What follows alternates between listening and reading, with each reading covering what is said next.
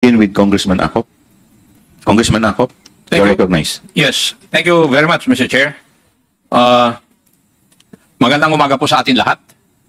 Sa mga kapwa ko miyembro ng Committee on Good Government and Public Accountability at saka sa publiko na nakasubaybay sa ating mga hearings. Isa po sa pinagmulan ng legislative inquiry na ito ay ang privilege speech ni Honorable Rolando Valeriano noong ika-3 ng September 2024 delivered before the plenary session of the House of Representatives. Simple lang po ang pinaghuhugutan ng privilege speech na ito. Transparency and accountability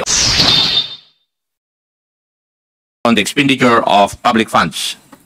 Sa pamamagitan ng mga hearings ng ating committee ay ating ginampanan ang tungkulin na alamin ang mga kakulangan sa ating batas at busisiin ang paggastos ng mga nakaraang ipinagkatiwalaang pondo ng bayan upang masigurado ang transparency at accountability ng ating pamunuan. Uulitin ko po yung sinabi ni Honorable Roland Valeriano. Tungkulin natin dito sa Kongreso na busisiin ang panukalang budget ng ehekutibo at ang paggastos ng mga nakaraang pinagkatiwalaang pondo ng bayan. Hindi pera ng pangalawang Pangulo, ang Office of the Vice President budget para sa taong 2022, 2023, 2024 at 2025. Pondo ng bayan yan. Kaya mayroong budget hearings ay para malaman ng madlang people kung paano ginagastos ng mga opisina ng gobyerno ang pondo ng bayan na pinagkatiwala sa kanila. Ito po ay ayon kay Honorable Roland Valeriano. Nagsimula nga po ang hearings natin sa pagbusisi sa paggamit ng mga nakaraang budget ng mga opisinang pinamumunuan ng Office of the Vice President. Ang pinakamalaking parte ng pondo sa socio-economic program na umaabot ng humigit kumulang 2.2 billion pesos for 2023 at 1.75 billion for fiscal year 2024, pero hindi po malinaw ang mga benepisaryo. Ayon po sa Office of the Vice President, ang mga components ng programang ito ay ang mga sumusunod: libreng sakay, pagbabago campaign, OVP food trucks, livelihood programs like Magnegosyo Taday and Peace 911, medical assistance, burial assistance, and public assistance. May listahan silang binibigay sa COA o sa mga benepisaryo ng mga programang ito. Pero kapansin-pansin po sa mga accomplishment reports o ARs na sinubmit nila para sa confidential funds na may tila hiwalay pa ng pamimigay ng medical and food aid na kinukuha raw sa confidential funds. Halimbawa, noong February 6 to March 29, 2023, halagang 42 million in medical and food aid was given using confidential funds, while another 40 million noong April 25 to June 30, 2023 ang pinamigay kuno gamit ang confidential funds na hindi dumadaan sa regular na proseso ng procurement at aid distribution. Kinalaunan, ating natuklasan ang nakababahalang paglustay ng confidential funds ng Office of the Vice President at pati na rin ang Department of Education. Nakita natin na nababalot ng secrecy and lack of transparency ang paghawak ng Office of the Vice President at ng Department of Education noong sekretarya pa nito si Vice President Sara Duterte. Ang confidential funds na inilagak sa kanila noong taong 2022 at 2023 for OVP at 2023 for Department of Education. May mga resource persons tayo noon na hindi sumisipot o sinasabing wala silang personal involvement o participation. Mayroon ding ayaw naman mag-take ng oath upang magsasabi ng pawang katotohanan lamang sa committee na ito. Hindi exaggeration na sabihin na tayo ay dumaan sa butas ng karayom at napakadaming roadblocks para umabot tayo sa puntong ito. Ngunit unti-unti sa pamamagitan ng ating masusi at porsigidong pagtatanong at sa paghahanap ng mga facts at ebidensya ay ating natanggal ang secrecy na nagkukubli at nagtatago sa katotohanan sa kung ano ba talaga ang nangyari at kung saan o kanino napunta ang pondo ng bayan. Ito po ang money trail ng confidential funds ng OVP at DepEd. Based on the testimonies of Special Disbursing Officers, Madam Gina F. Acosta ng OVP at ni Ginoong Edward Fajarda ng DepEd, the money trail of the confidential funds for both agencies looked exactly the same. First, after finishing all internal financial processes and documentations and securing all required signatories in the disbursement vouchers, including Vice President Sara Duterte herself, the SDOs received the land bank checks representing the confidential funds for each quarter. Malalaking halaga po ang mga ito. Sa OVP pa lang, nakakuha sila ng 125 million bawat quarter simula noong 4th quarter of 2022 hanggang 3rd quarter of 2023. Sa DepEd naman, 37.5 million kada quarter for 3 quarters or a total of 112.5 million. Suma total, 612.5 million po lahat. The SDOs themselves are the payees in these quarterly checks. The next step was for the SDOs to encash the confidential funds checks. Sabi po ni SDO Edward Farda, pina-encash po niya ang bawat isa nung tatlong 37.5 million checks sa Land Bank Dex branch, cold cash. Nilalagay sa 2 duffel bags at isang backpack ang cash. May kasama raw siya noong 3 beses na yon, nakilala niya lamang bilang Alan. Matapos maging cash, dinala niya ang cash sa kanyang opisina sa DepEd. Sabi naman ni SDO Gina Acosta, para sa OVP confidential funds worth 125 million per quarter, pinapaingkas niya ang bawat cheque sa Land Bank Shaw Boulevard branch. Kasama niya si Assistant Chief of Staff Lemuel Ortonio at 2 di mapangalanang driver sa pagpapaingkas ng bawat cheque. 4 na beses, inilalagay raw nila ang 125 million cash sa 4 na duffel bags.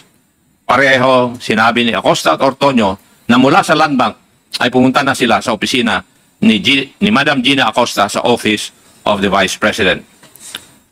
As if it was all planned and orchestrated or part of a common design, both SDO Acosta and Farda said that the Vice President directly instructed them to hand over the cash representing the confidential funds to certain security officers.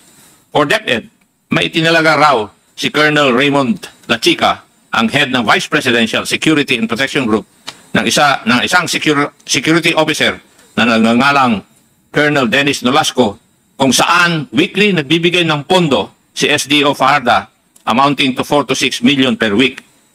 For the Office of the Vice President, si Colonel Lachica raw mismo ang security officer na buong pinag-aabutan ni SDO Acosta ng 125 million every quarter. Matapos di umano ibigay ng mga SDOs ang pera sa mga security officers na sina Colonel Nolasco at Colonel Lachica, wala na raw silang partisipasyon sa actual disbursement ng confidential funds. Wala silang ibang basehan sa kung anong nangyari sa pondo, kundi sa pamamagitan ng mga accomplishment reports na kailangang ihanda at isumite para sa liquidation ng confidential funds. Malinaw po sa kwento ng mga SDOs na hindi sila ang nag-disburse o nagbayad ng payments to the informants and other supposed payees ng confidential funds. Naturalmente, hindi rin sila ang gumagawa ng accomplishment reports kasi wala silang kaalaman kung papaano nagasta ang pera ng bayan. Ito po ang parehong sinabi sa hearing ni na SDO Acosta at SDO Farda. Sabi, wala po akong alam sa pag-implement po ng confidential activities dahil po hindi ko po iyan in line sa aking pinag-aralan. Your Honor, hindi po kasi ako ang expert diyan. Si Colonel Nolasco po, siya po kasi ang gumawa niyan. Ito po yung mga sagot ng ating mga resource persons noong mga hearing. It is also being made to appear that the acknowledgement receipts or the documentary evidence of payments, o tawag natin ay DEP, supposedly also came from these security officers. Hindi po malinaw para sa akin ang kwento nila kung kailan inaabot sa kanila ng security officers ang acknowledgement receipts. Pero ang malinaw po sa mga AOMs ng COA na hindi sinubmit ang mga acknowledgement receipts kasabay ng kanilang mga liquidation reports. Mukhang parati na lang afterthought ang pag-submit ng acknowledgement receipt sa COA. Ito ay sinubmit kasabay ng mga letter response na pirmado ni Atty. Poa para sa DepEd at para sa OVP ni Atty. Lopez and Ginoong Ontorio. Sila nag-submit ng acknowledgement receipts sa COA. Isa pong obserbasyon sa mga revelations na ito ng mga SDOs at mga ibang opisyal at dating opisyal ng DepEd at OVP. Tila ba sinasaya tayong nililito, nililigaw at pinapagulo ang narrative sa kung ano ba talaga ang nangyari sa OVP at DepEd confidential funds. Kung inyong matatandaan, nung una ay sinabi nilang tanging ang mga SDOs lamang ang may kaalaman sa disbursement ng confidential funds. Ngunit nang magpakita na ang mga SDOs sa committee hearings at tinanong sila, wala din daw silang alam sa mga detalye patungkol dito sa mga confidential funds. Lahat po sila ay nagtuturuan. Pero sino nga ba ang pumirma sa mga accomplishment report at certification? Ang mga SDOs at si Vice President Sara Duterte. Kung totoo ang sinabi ni na SDO Acosta at Fajarda, malinaw na ito'y paglabag sa Joint Circular 2015-01 o ang guidelines sa paggamit at pag-audit ng confidential at intelligence funds na tila ginamit lamang sila bilang middlemen o pass-through ng pondo. Nananatiling misteryoso at tago kung saan talaga napunta ang confidential funds. Isang butas sa guidelines na dapat tugunan sa pamamagitan ng batas.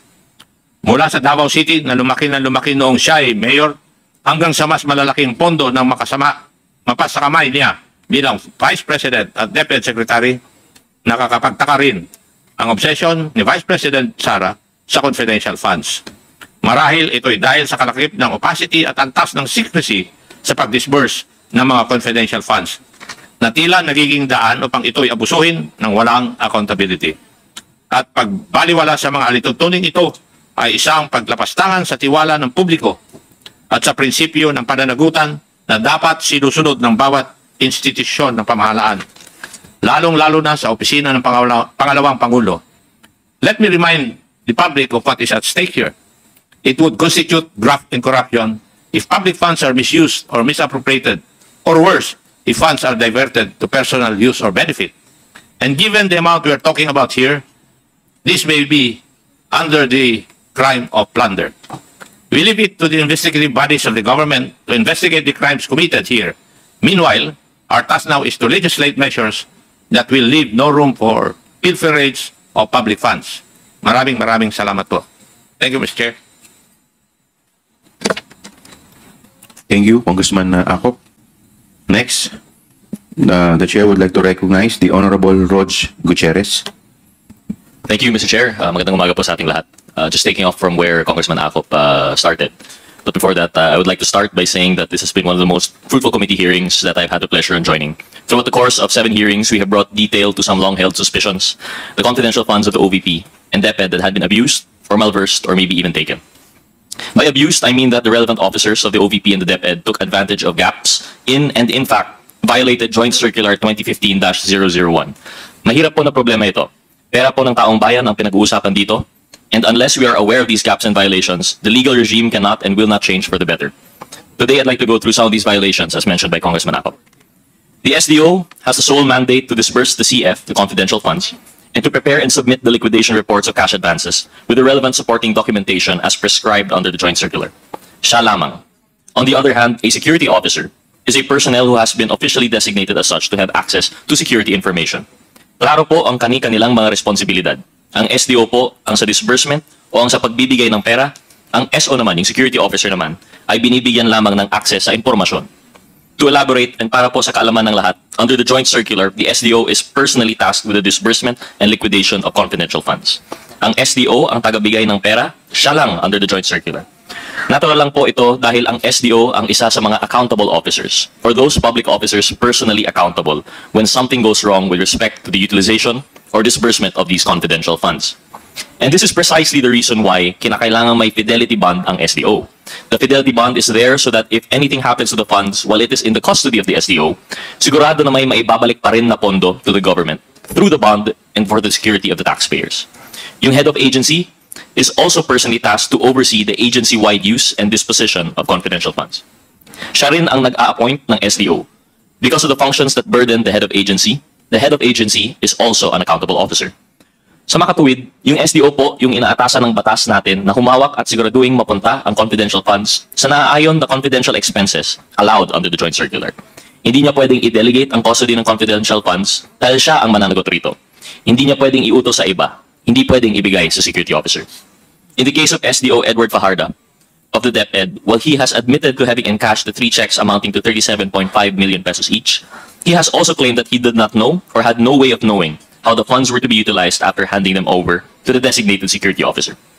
Mr. Fajardo stated that since it was Colonel Nolasco who is the expert in confidential operations, it was Colonel Nolasco who supposedly made the disbursements of the confidential funds in different localities.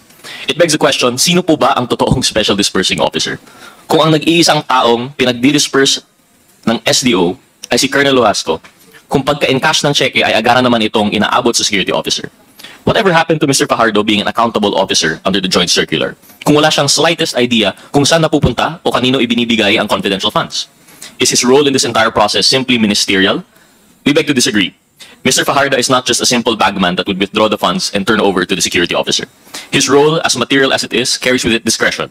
Discretion to ensure the accuracy of the data in the liquidation reports and to be accountable for the disbursements from the cash advances of confidential funds. But Mr. Fajardo admitted that he merely relied on the documents evidencing payments submitted by the security officer. His failure to exercise the standard care and diligence required of and inherent in his function is the height of irresponsibility and is in clear violation of his mandate under the joint circular. At bakit po nangyari ito? Dahil ito raw ang sabi ng head of agency ng DepEd doon na si VP Sara na ibigay ang pera sa security officer. Same case po tayo with SDO Gina Acosta of the OVP. Ms. Acosta also admitted that the utilization and payment of the confidential funds involves her handing over the money to a security officer per the instruction of no less than head of the agency, Vice President Duterte. SDO Acosta also supposedly never knew where the security officer took or expended the confidential funds.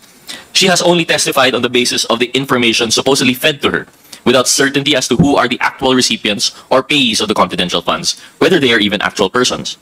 In the past hearings, it has always been made to appear that Ms. Acosta for OVP and Mr. Fajardo for DepEd would have the most knowledge as the SDOs of the confidential funds.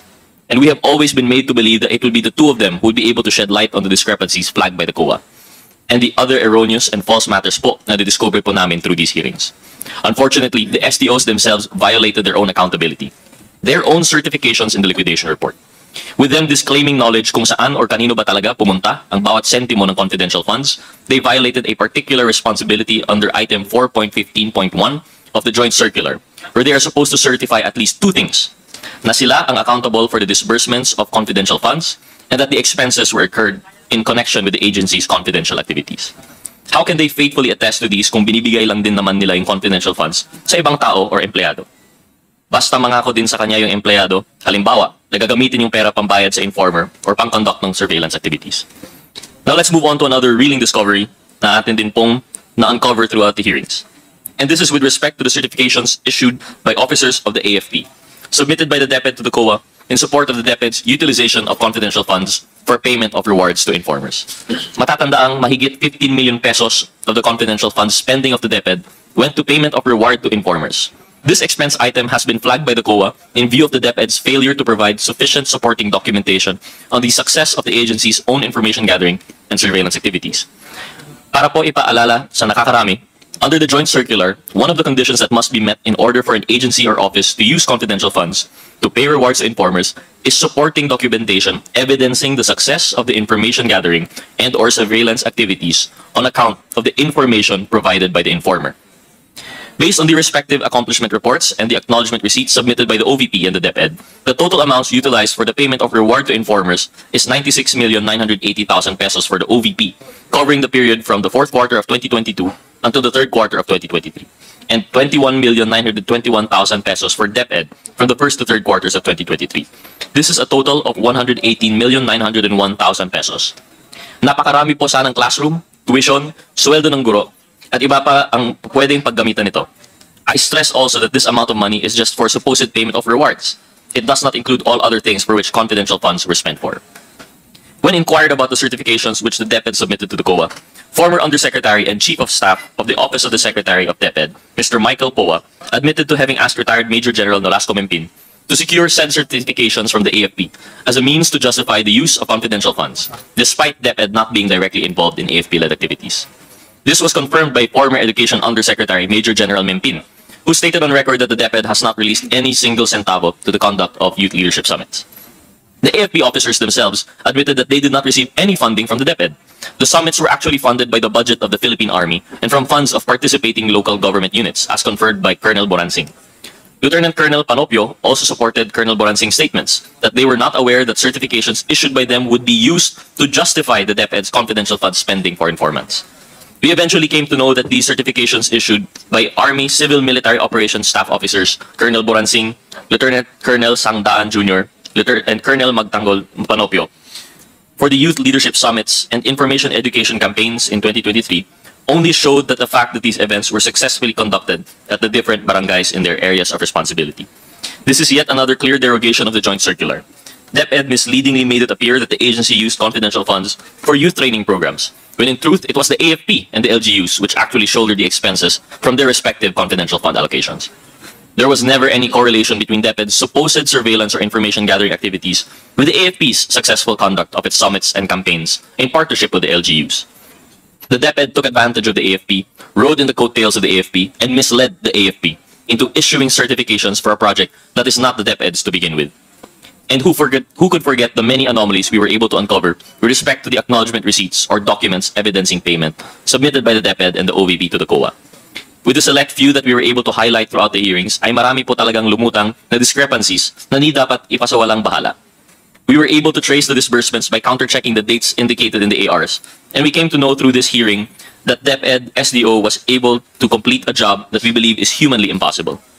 An examination of the acknowledgement receipts submitted by the DepEd for the first quarter of 2023 revealed that Mr. Fajardo made disbursements for 38 consecutive days, and for 35 out of those 38 days, payouts were made to at least 10 to 26 people per day and for various purposes. For example, reward payment, incentives, supplies, rentals, traveling expenses, etc. This is something that could not be easily missed because the acknowledgement receipts, at least for the DepEd, have fields where the payees indicate the date they received the payment and their own addresses or location. We will recall that on February 21, 2023, or the very next day after SDO Fajardo encashed a 37.5 million peso check with the Land Bank, the SDO made 7 disbursements already in 7 different locations, as evidenced by the acknowledgement receipts recorded for that date. Hindi kapani-paniwala for one person designated as the SDO to have made disbursements in Malolos, Bulacan, Danao, Cebu, San Francisco, Agusan del Sur, Makati City, Negros Occidental, Negros Oriental, and Davao City all in one day.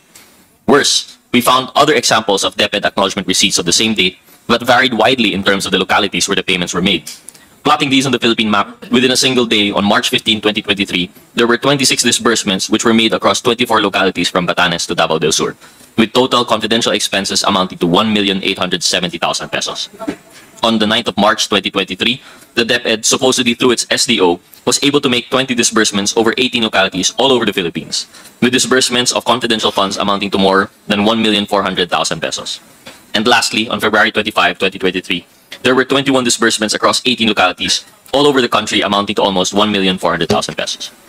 All 3 examples reinforce our point that no amount of imagination can make us believe that these disbursements were made to these people at these locations and at these dates. It is physically impossible. Even assuming that the DepEd has its satellite offices and field personnel all over the country, we should always go back to the Joint Circular as our Bible. The function of disbursing and of being accountable for the cash advances of the confidential funds is lodged with the SDO and the SDO alone. Delegating this function to any other officer or employee would run counter to the express guidelines of the Joint Circular and the safeguards that it entails. Unsurprisingly, the same discrepancies have been observed in the OVP acknowledgement receipts, particularly for the payouts and disbursements for the 4th quarter of 2022. For everyone's recollection, this period refers to the 11 days when the OVP was able to use up 125 million pesos worth of confidential funds, and markedly, there were at least 3 days out of those 11 days that the payouts reached 100 recipients.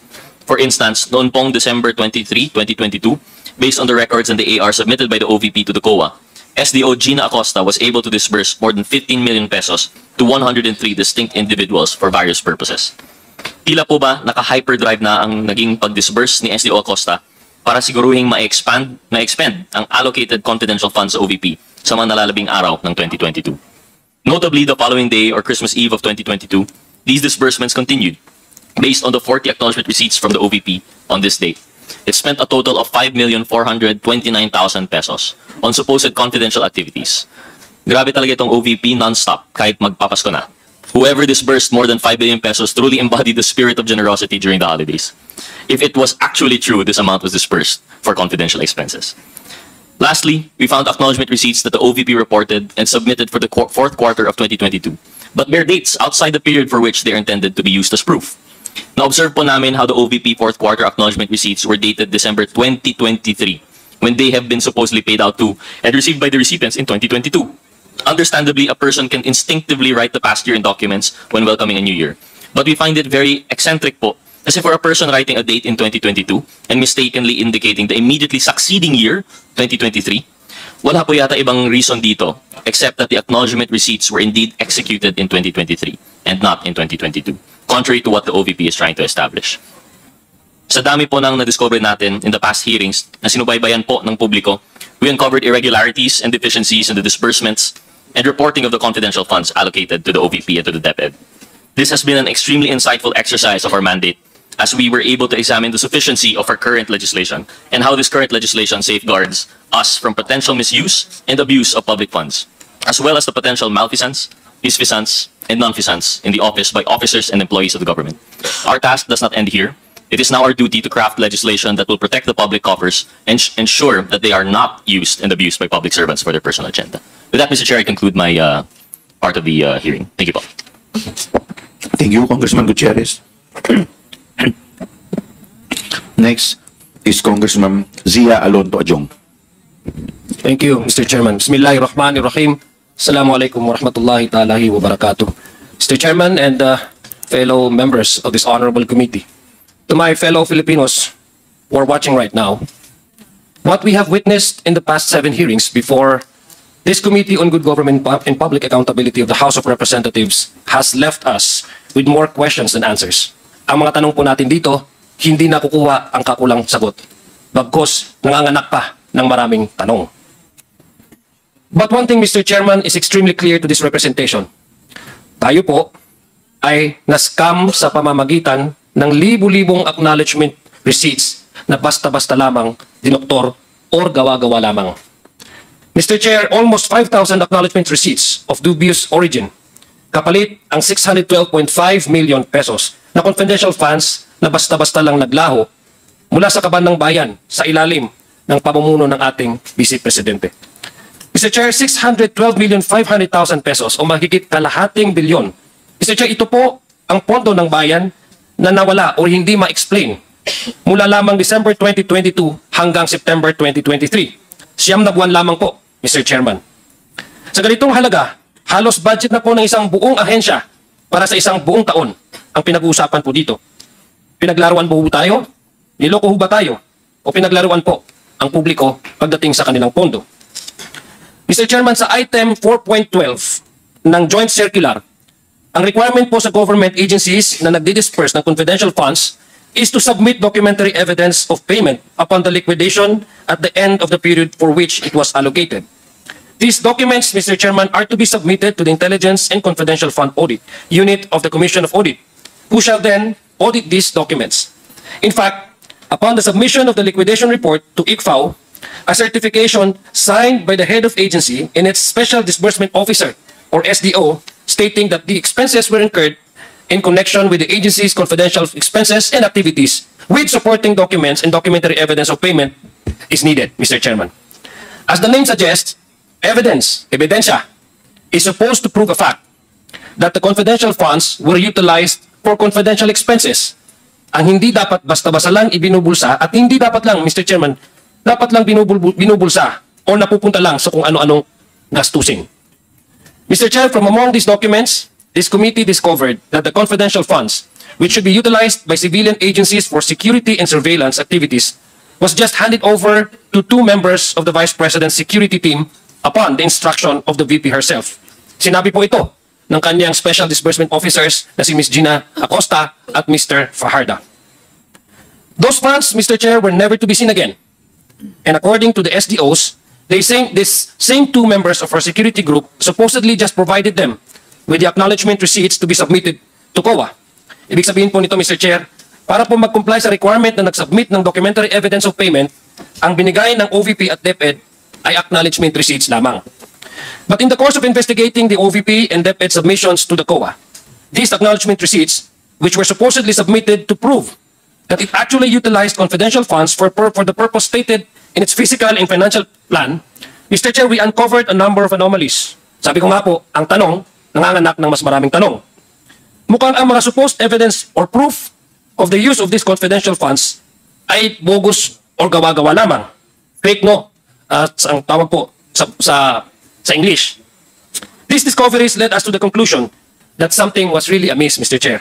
May mali na ang pagkakamali na ito ay humahantong po, Mr. Chairman, sa katiwalian. Under Joint Circular 2015-001, it states that confidential funds must be utilized during the period of the particular project. This was confirmed by a resource person, Attorney Guimora, who said during the November 20, 2024 hearing before this committee that she agreed that in relation to the submitted acknowledgement receipts for OVP's confidential funds in December 2022, these do not conform with the period that was covered by the confidential funds. Ito po yung kasagutan niya nung tinanong po siya ng ating kasamahan po dito, si Congressman Jill Bungalon.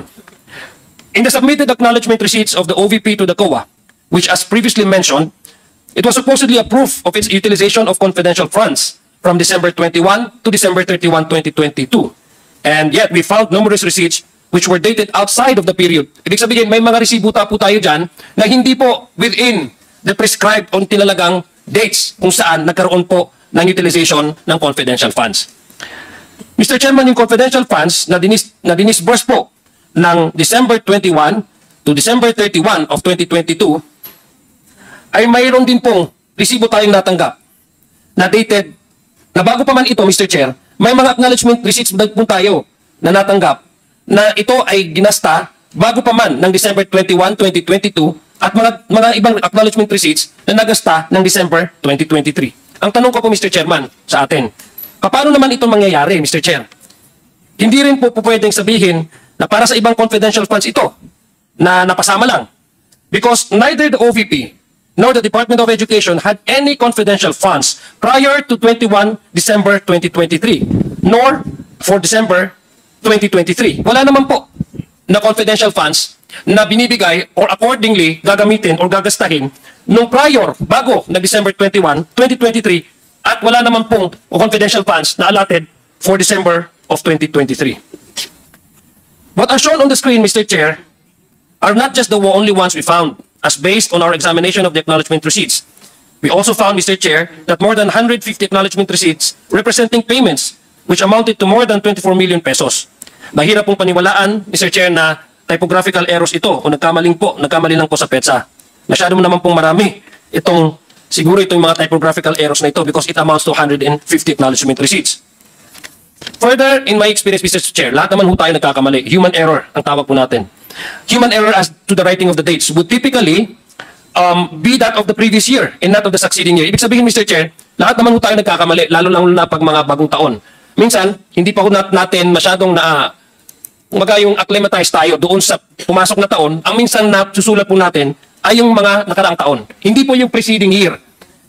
Na-experience po natin yan as a human error. Na nagkakamali po tayo bearing the earlier year than the preceding year. Ibig sabihin po, Mr. Chair, hindi yung darating na taon ang may susulat po natin sa mga dokumentong pinipirmahan natin. In fact, Mr. Chair, in the OVP's response to the Audit Observation Memo number 2013-211 and 2013-213, dated 19 October 2023, in which the OVP attached the aforementioned acknowledgement receipts for each December 2022 confidential expenses, it stated that the amount of 125 million pesos was supposedly spent within the period. However, as I previously mentioned, Mr. Chair, a total of 158 acknowledgement receipts submitted by the OVP for each December 2020 confidential funds expenses were made outside the period of December 21 to December 31 of 2022. Contrary, Mr. Chair, to the statement of the OVP, Mr. Chair. These acknowledgement receipts were fabricated kasi wala nga po tayong basihan kung bakit ito nagastos. Wala nga po siya doon sa date kung dapat siya paggastosan. Because they bore dates different from the period covered, Mr. Chair. Simple po yan. Very simple po yan, makikita po ng taong bayan yan. Para daw po sa 21 of December to 31 of December of 2022 raw po ang mga ARs na isinumite. This is shown by the certification dated 10 of January 2023 where Ms. Acosta certified that the acknowledgement receipts submitted, which we just showed, Mr. Chair, was for the period of December 21 to December 21 of 2022. Yung nakuha po ng OVP noong December 20, 2022. Pero po sa mga AR na ito, mayroong pong dalawa. Isa dated November 27, 2022 at isang dated December 12, Mr. Chair, 2022. Ito pong mga petsa na ito, it preceded the date with the confidential funds were released to the OVP in December 2022, while the others are dated in December 2022 or after the funds have been supposedly spent, Mr. Chair. Ang tanong ko po, paano po nangyari yon na meron po silang mga ARs dated prior to the actual releases of the confidential funds at may mga ARs sila dated na after supposedly na na-spent na yung kanilang confidential funds. Bali ho, Mr. Chair, mukhang base po sa sobrang dami ng mga acknowledgement receipts na ito na isinagawa lang noong hinihingan ng ebidensya ng COA sa pinadalang AOM sa Office of the Vice President. Sa aking palagay, Mr. Chair, ay itong panahon lang din na ito nagsimula gumawa ng mga ganitong klaseng acknowledgement receipts ang OVP para isumite. Para po, Mr. Chair, hindi magmukhang ginasta itong confidential expenses kung saan-saan lang po nila nilagay. Mr. Chair, it's very clear, Mr. Chair, kung titingnan po natin ng dates doon sa covered ng request of the confidential funds with that of the acknowledgement receipt na natanggap po natin, mukhang bogus po at fictitious po itong mga confidential funds, Mr. Chair. Wag din ho natin kakalimutan na by its very nature, Mr. Chair, acknowledgement receipts po ito. Ibig sabihin, pipirmahan mo ito tuwing natatanggap mo ang pera. Ibig po ba sabihin ito, Mr. Chair, mahigit 100 tao ang nagkamali na nagsabing December 2023 ang kanilang pinirman habang tinanggap nila ang pera para sa December 2022? Imposible naman po yung mangyari, Mr. Chair, dear colleagues. Let me go to another discovery that we noticed, Mr. We had, no? Another anomaly this committee noticed was the use of a very unique ink in the shade of blue and several acknowledgement receipts mula po sa Office of the Vice President. At first glance, Mr. Chair, we found that these acknowledgement receipts, which supposedly were signed by different persons in different months, clearly had the same unique shade of blue ink. There are many different types of pens, Mr. Chair. Alam po natin yan. May fountain pens, may sign pens, or whatever in the Philippines na available po sa market. But what are the chances, Mr. Chair, that the same ink would be used for 2 or more acknowledgement receipts submitted by the Office of the Vice President? If you ask me, Mr. Chair, the chances are very, very low. Especially, Mr. Chair, kung titingnan nyo po, itong tinta na ito ay hindi mumurahin. Mahal po yan na ballpen. Hindi po yan common na ginagamit na ballpen. Ang mas kapanipaniwala, Mr. Chair, para sa akin, ay only one person probably made these acknowledgement receipts. And they are not the ones who received the funds as indicated in the acknowledgement receipts. Mr. Chair, my staff was also able to find acknowledgement receipts in different names. But the strokes, o yung sinasabi po nating pagkasulat ng kanilang mga signatures, signatures ito were identical. Dalawang different persons but the same identical strokes of signatures. Incidentally, Mr. Chair, these were all done on March of 2023. Moreover, Mr. Chair, the signatures all bear the same figure, done to 2 or 3 times. It's hard to believe, Mr. Chair, that such common signatures would appear like this. I admit that I'm not an expert in this kind of analysis, unlike those at the NBI, kasi sila naman po yung competent gumawa nito na examination. But based on what I know, Mr. Chair, these coincidences are too hard to ignore. In any event, Mr. Chair, ito pong committee na ito ay pinapasuri po natin yan sa NBI to make sure that these signatures are signed by the same person. Titingnan niyo mo po yan sa monitor, the same strokes, different persons. We also found out, Mr. Chair, that 2 acknowledgement receipts, both in the name of Milky Sikuya, both had done on the same day. Same po pinirmahan on the same day, same address in Zambales, and using the same pen. However, have totally different signatures. Tingnan niyo po, magkakaiba. The same day, the same date, same name, but different signatures. Tanong ko po, Mr. Chair, did the person who signed this receipt suddenly forget how they signed in the middle of the same day? Nagkamali ho siya, nakapirma pala siya, tapos pipirma ulit ng isang acknowledgement receipt. Di ba ba, pag naka-receive ka na, hindi ka na ako magpipirma at hindi ka naman mag-receive ng isang another acknowledgement or payment? It could have been acceptable, Mr. Chair, if there was merely a small variance between the signatures. Although, as we can see, these 2 signatures are wholly different from each other. Which only leads to the conclusion, Mr. Chair, that whoever made this ARs was not actually this Milky Sikuya. This is truly mind-boggling, Mr. Chair, to say the least. Another, Mr. Chair, another character who we found is a certain Alice Crescencio. There were 3 different acknowledgement receipts in the name of one Alice Crescencio, submitted by the Department of Education in her name. Tatlo po yan na acknowledgement receipts from the same agency, Department of Education, bearing the same name. However, Mr. Chair, similar to our friend, tandaan niyo po si Kokoy Villamin na na-present po natin nung previous hearing. Similar to our friend Kokoy Villamin, Mr. Chair, there were 3 different signatures. Kapansin-pansin din po rito, Mr. Chair, na si Miss Alice, was apparently, according to these ARs, were in different parts of the Philippines. Pinirman niya, nung una, nasa Pasay City siya.